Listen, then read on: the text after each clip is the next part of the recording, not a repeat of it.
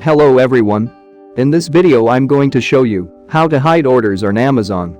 If you share an Amazon account with your partner or let other people use your Prime login, you might occasionally want to hide an order from your history. That way, you won't spoil the surprise of a birthday gift, or your kids won't see something they shouldn't when shopping for school supplies. Here's how to do it.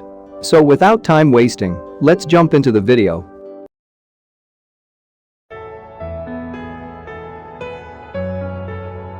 Let's see how to archive or hide an order on Amazon.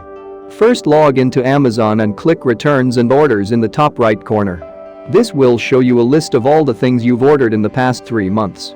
Scroll through the list until you find the order that you want to hide and click View Order Details. If you don't see it, use the search bar to find it. For the item that you want to hide, click Archive Order. Then, click Archive Order again. Everything you ordered at the same time will also be archived. Now, when someone looks at the list of your orders, it won't appear. It is still accessible, however, in the Order Archive. You can access it on Amazon's Archived Orders page. To find it on Amazon's website, go to Accounts and Lists account. Click the Archived Orders button found on the Your Account page. And that's it.